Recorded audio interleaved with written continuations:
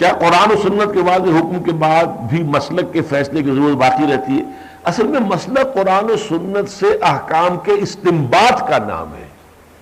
قرآن اور سنت، جیسا کہ میں نے دیکھا نا ابھی آپ کو بتایا کہ ایک ایک معاملے کے اندر بھی پھر تفاصیل میں جائیں گے تو کئی سوالات کھڑے ہو جائیں گے۔ قرآن نے ان ساری تفاصیل کو تو جیسے الہی کا معاملہ ہے، آیا وہ خود طلاق ہو گئی یا طلاق بھی لینی پڑے گی، طلاق کون سی ہوگی، بائن ہوگی، رجی ہوگی، کیا ہوگا؟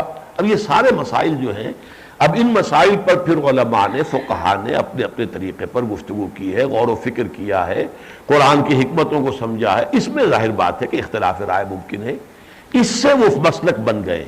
یہ مسلک قرآن و سنت سے باہر نہیں ہے، قرآن و سنت ہی کے فہم کی بنیاد پر اور اس کی تفاصیل میں اختلاف کی بنیاد پر یہ مسلک وجود میں آئے۔ لہذا یہ جو ہے ہمارے ہاں بعض تعلیم یافتہ لوگوں کو جو اس مسلک کے لفظ سے جو ہے وہ بہت نفرت ہو گئی ہے، وہ صحیح نہیں ہے۔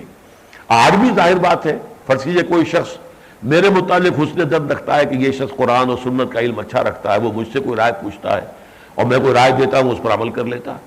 اب یہ ہے کہ کچھ عرصے کے بعد وہی ایک مسلک بن جائے، ممکن ہے بہت سے لوگ اس کو اختیار کر لیں، وہ مسلک بن جائے گا۔ لیکن میں نے جو رائے وہ دی ہے، وہ تو دی ہے قرآن اور سنت کی اپنی تعبیر اور اپنی تشریح کے مطابق۔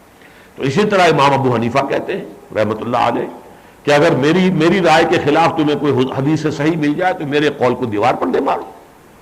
یہ ان میں یہ باتیں نہیں تھی، لیکن اختلاف رائے تھا۔ امام شافعی اور امام مالک اور امام ابو حنیفہ ان کے مابین اختلافات ہوئے۔ امام احمد ابن حنبل تو خیر بعد کے امام ہیں۔ تو اس حوالے سے یہ چیزیں دائرہ اسلام سے خارج نہیں ہیں، اور یہ جو مسالک ہیں یہ کوئی قرآن اور سنت کے دائرے سے باہر نہیں ہے۔ انہی کے احکام کی تفاصیل میں، استنباط میں، استدلال میں، تعبیر میں، تشریح میں، توضیح میں یہ در حقیقت اختلاف کی بنیاد پر مسلک بنے۔